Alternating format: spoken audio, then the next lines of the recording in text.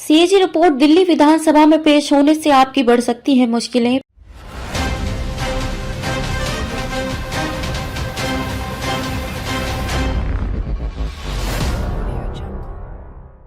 PM Modi ने भी दिए थे संकेत।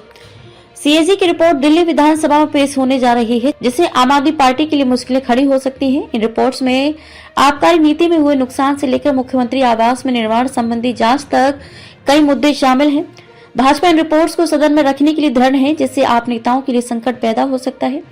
जिस सीएजी रिपोर्ट को दिल्ली विधानसभा में सदन पटल में रखने पर आम आदमी पार्टी सरकार पिछले 5 सालों से बच रही थी, अब सरकार जाने के बाद भाजपा इन रिपोर्ट को सदन में रखने को लेकर गंभीर है। यहाँ तक कि प्रधानमंत्री नरेंद्र मोदी ने भी इस बारे में संकेत दिए हैं।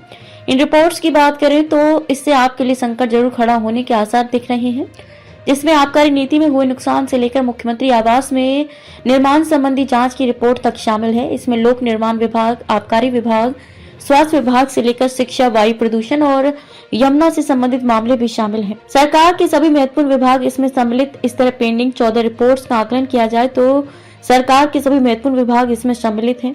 इन रिपोर्ट्स के सदन में रखने के लिए भाजपा जिस तरीके से अपने तेवर दिखा रही है, उससे माना जा रहा है कि आपके नेताओं के लिए एक बड़ी मुश्किल खड़ी होने जा रही है। पूर्व में जाए तो केंद्र में रही कांग्रेस सरकार भी एक बार सीएजी रिपोर्ट्स को लेकर बुरी तरह घिर चुकी है। इधर सीएजी की रिपोर्ट सदन में नहीं रखने को भाजपा लगातार मुद्दा बनाती रही है कि इन रिपोर्ट में ऐसा क्या है कि जो 2017 के बाद एक भी सीएजी रिपोर्ट सदन में पेश नहीं हुई। दिल्ली में सत्ता परिवर्तन के बाद राजनीतिक हालात बदल रहे हैं। सीएजी की रिपोर्ट टेबल नहीं होने का मुद्दा पिछले सालों में गरमाए रहा है। दिल्ली विधानसभा चुनाव में भाजपा ने शराब घोटाला, शीश महल को बड़ा मुद्दा बनाया। ये मुद्दा विधानसभा चुनाव प्रचार में भी सुर्खियों में रहा है। जिस तरह से दिल्ली में सत्ता परिवर्तन के बाद राजनीतिक हालात बदल रहे हैं, इससे साफ जाहिर है कि आप सरकार में उस समय मुख्यमंत्री रहे अरविंद केजरीवाल से लेकर आप सरकार के अन्य मंत्री भी इसके दायरे में आ सकते हैं। इस तरह से देखा जाए तो सभी प्रमुख विभाग और उनके जुड़े रहे आप नेताओं के लिए मुश्किलें बढ़ने की संभावनाएं अधिक हैं। शायद यही कारण है कि आप सरकार इन रिपोर्ट्स को सदन में रखने से बचती रही है। सरकारी खजाने को 2026 करोड़ रुपए का नुकसान। आबकारी नीति मामले की रिपोर्ट को ही लें तो रिपोर्ट के अनुसार दिल्ली सरकार ने इस मामले में एक्सपर्ट पैनल की सिफारिश को नजरअंदाज किया था।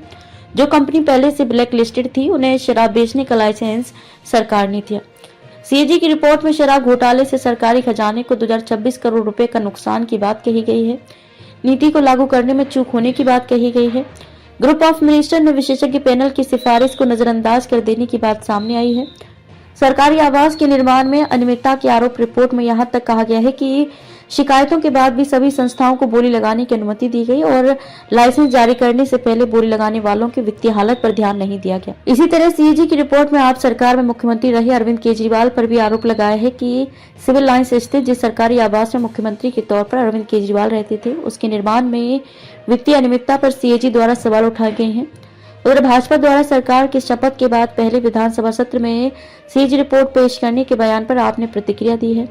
आपने कहा है कि हमें उम्मीद है कि भाजपा अपनी नकारात्मक राजनीति को त्याग कर लोगों के वास्तविक मुद्दों पर ध्यान केंद्रित करेगी। आपने कहा कि हम जनता के मुद्दे उठाते रहेंगे। आपने कहा है कि अरविंद केजरीवाल एक ईमानदार नेता है, आज तक उनके खिलाफ एक भी आरोप साबित नहीं हुआ है।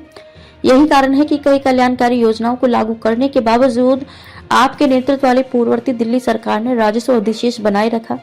कहा कि हम जनता के मुद्दे उठाते रहेंगे और सुनिश्चित करेंगे कि भाजपा अपने वादों को पूरा करे।